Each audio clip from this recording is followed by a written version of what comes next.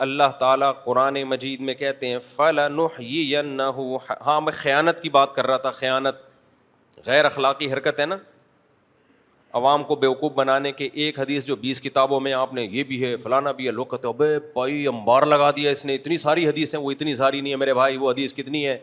ایک ہے، سند بھی ایک ہے اس کی. تو 10 کتابوں میں آ جائے یا 20 کتابوں میں آ جائے، اس سے کوئی فرق نہیں پڑتا.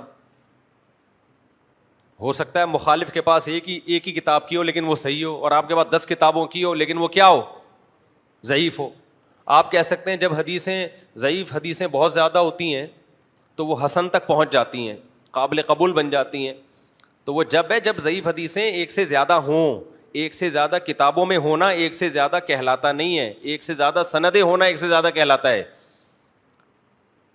سمجھتے ہو کہ نہیں سمجھتے؟ ترمذی ایک کتاب ہے، اسی میں 2 مختلف سندوں سے حدیث ہوگی تو وہ 2 حدیثیں کہلائے گی.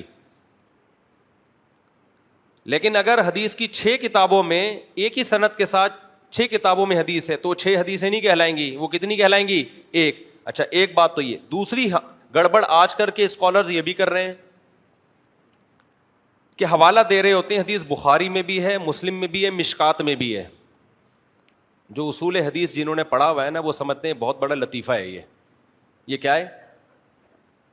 بہت بڑا لطیفہ. اس لیے کہ مشکات حدیث کی مستقل کتاب نہیں ہے، وہ تو خود حوالہ دیتی ہے کہ یہ حدیث بخاری کی ہے یا مسلم کی.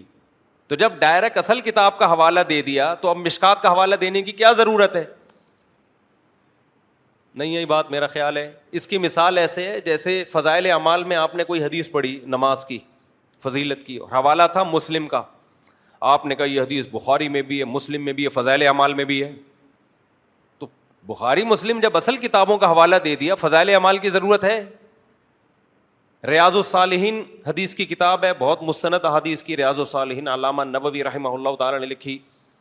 اب انہوں نے حدیثیں جمع کی ہیں اور حوالے دیے ہیں، یہ بخاری کی ہے، یہ مسلم کی، یہ ترمذی کی، یہ ابو داؤد کی. آپ نے کیا کہا؟ آپ نے کہا یہ حدیث بخاری میں بھی ہے، مسلم میں بھی ہے، ابو داؤد میں بھی ہے، اور ریاض الصالحین کے بھی صفحہ نمبر فلاں پہ ہے. تو عوام تو بھرم میں آئے گی، عوام کہے گی ماشاء اللہ عامی آدمی ہے، عالم نہیں ہے، لیکن اتنا مطالعہ اتنی اسٹڈی کے بڑے بڑے علماء کو اس نے منہ بند کر دیا. حالانکہ علماء کا منہ بند ہوتا ہے جواب دینے سے، اس لیے کہ یہ ان کو اندازہ ہو جاتا ہے کہ یہ بالکل کیا ہے، فارغ آدمی ہے.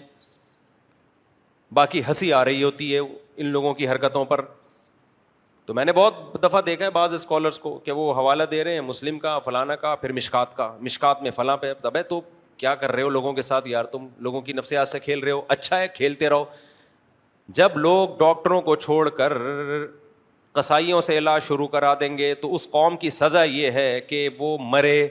اسی طرح جب لوگ علماء کو چھوڑ کر عام لوگوں کو مذہبی رہنما بنا کر ان سے مسائل پوچھیں گے تو اس قوم پر بالکل صحیح عذاب آئے گا اللہ کا. اچھا ہے تباہ ہو، برباد ہو، سکون بھی برباد ہوگا، اور فرقوں میں تقسیم در تقسیم ہوتے چلے جاؤ گے. یہ اللہ کا فیصلہ ہے.